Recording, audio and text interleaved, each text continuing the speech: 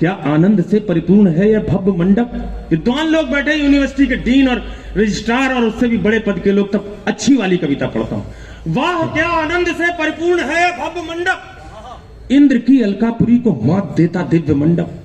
वाह विद्युत दीपकों की क्या अनूठी जगमगाहट, चक्षुओं को बांधती है ये प्रसूनों की सजावट।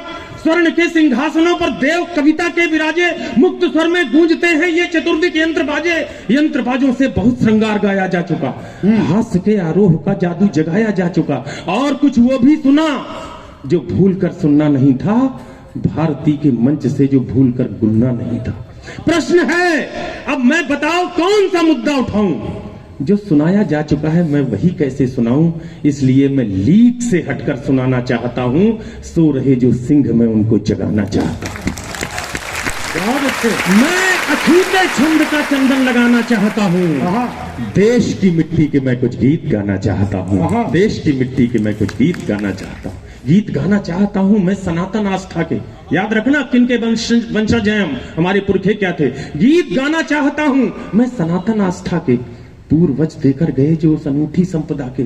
मैं चतुर्युग से मिला वरदान गाना चाहता हूं, दोस्तों मैं देश का सम्मान गाना चाहता हूं। वाह वाह वाह। राम के प्रभु राम बनने का सुनो हमसे कथानक। एक कभी खड़ा हो गया, एक मोटी सी किताब लिख दी और उस अयोध्या नरेश राम को, उस बनवासी राम को घर घर का देवता स्थापित कर दिया। उस वंश के हैं हम लोग, तब कहता हूं राम के प्रभु राम बनने का सुनो हमसे कथानक।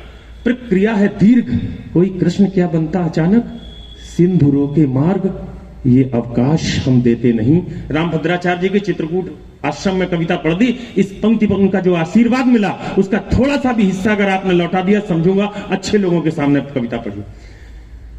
सिंधुरों के मार्ग ये अवकाश हम देते नहीं, लील कर मार्तंड को हम सांस भी लेते नहीं। वाह लोग सुनो कैसे धर्म ध्वज गाड़ देता है भरत, सिंह के जबड़े करों से फाड़ देता है भरत। सुन सको तो मानवर गांडीव की टंकार सुन लो, व्यूह के सप्तम शिखर से वीर की हुंकार सुन लो। बालीसुत तारा तनय के पांव का अड़ना सुनो, अस्मिता के पक्ष में तुम गीध का लड़ना सुनो।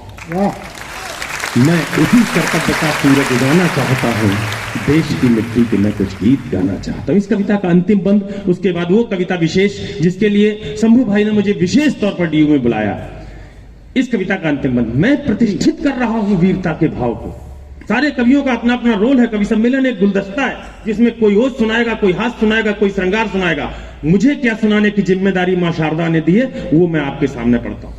हाँ मैं प्रतिष्ठित कर रहा हूं वीरता के भाव को, भूलने दूंगा नहीं मैं वीर बाजीराव को। आज चेतक की चरण रज से ये मंडप ढांक दूं, वीर छत्ता का दुछत्ता छातियों पर टांक दूं, कंठ पर रख दूं कहो चौहान की हुंकार को, जो उठी झांसी से उस वीरत्व की टंकार को। वाह वाह वाह। देश को सैल्यूट, फिर आजाद का वंदन करूं, सर झुका सरदार के चरणों में अभिनंदन करूं।